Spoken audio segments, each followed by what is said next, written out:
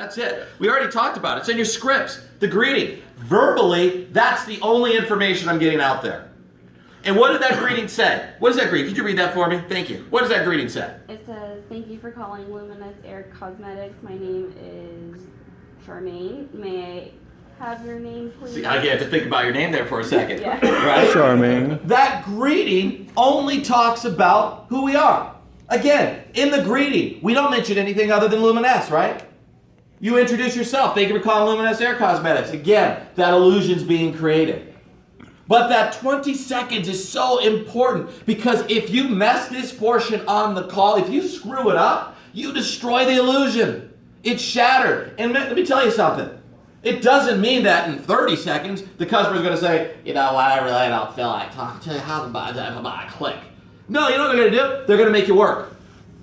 Question is there, like you... All going to be setting your tone. You know what the greeting is? The greeting is just like what you guys did in face-to-face sales. When you did face-to-face sales, what's one of the first things you did when you met a customer? Handshake. Handshake. Yeah, the handshake. If it's not firm, you're out. You got it. That handshake was so important because that handshake basically set the tone for the meeting, didn't it? Have you ever met with somebody and they gave you one of those weird handshakes? Yeah, flimsy ones. They're like, they just stick it out. Hello. Hi, how are you? Here, give me here. Hey. All right? She has so much dominance. Why did you just do that? Right? But people will go out in a sales environment and they give you like a weird handshake, or you basically don't look in your eye. Right? They're shifty. Right? Right? You know, it means they're not trustworthy. That handshake sets the tone in a face-to-face setting, and that greeting is going to set the tone when you're on the phones. So that establishes the relationship. So what impacts the greeting when the customer starts to paint their picture of us? What are some of the things that we can do to influence that greeting? You just said some. What are some of the things we can do? Good morning. Well, good morning. What are we doing? Do I want to just say good morning? How's your day going?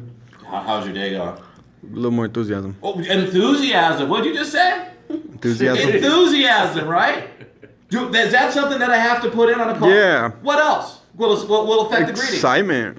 Excitement in your voice? Come on, guys. Wake up. What else?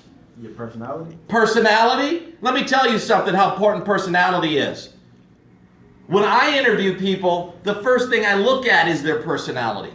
Because when you're on the phones, you better be larger than life out there. Because if you're not, you're a dead fish. You understand what I mean? You're that kid at the party that looks like wallpaper. You are not going to sell.